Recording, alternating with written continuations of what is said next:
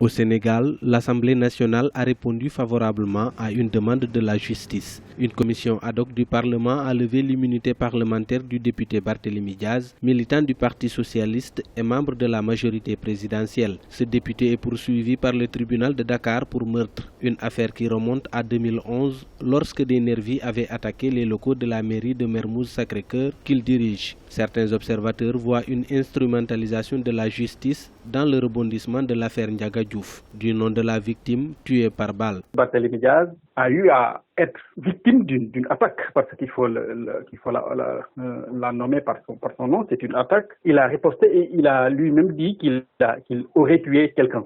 Bon, on l'avait mis en prison sous Wade, mais la deuxième alternance a tout fait pour qu'il soit libéré et qu'il soit investi sur les listes électorales et qu'il devienne député. Donc aujourd'hui, si on veut faire le procès, cela dénote nettement que les acteurs font un règlement de compte politique dans la mesure où Barthélémy Diaz ne partage plus les convictions des tenants du pouvoir actuel. Il est en phase avec Khalifa Sall, qui est un futur adversaire du président de la République, Macky Sall.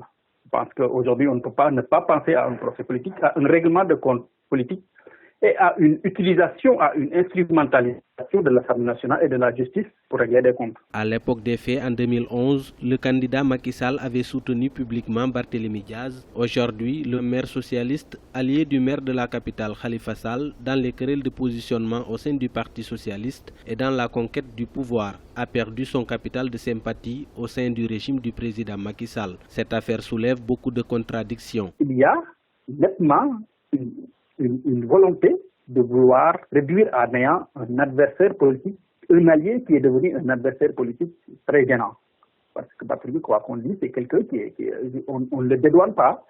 Il a commis l'erreur de dire que c'est lui qui a tiré et il pense qu'il a tué, qu'on aille chercher dans les hôpitaux s'il y a mort. Donc, je pense qu'il a commis cette erreur, mais aujourd'hui on se rend compte que s'il était avec le pouvoir, rien ne pourrait lui arriver. Barthélémy Diaz a été investi en 2012 sur la liste de Benno Bokk Yakaar alors qu'il était dans sa cellule de la prison de Rebeuss. Certains Sénégalais ne comprennent toujours pas que les commanditaires de l'attaque de la mairie de Mermoz Sacré-Cœur ne soient pas connus et traduits en justice. De nombreux observateurs estiment que l'ancien leader des jeunesses socialistes paye son bras de fer avec le secrétaire général du Parti socialiste, devenu président du Haut Conseil des collectivités territoriales, mais aussi sa proximité avec le maire de Dakar, Khalifa Sall, pressenti pour la présidentielle de 2019.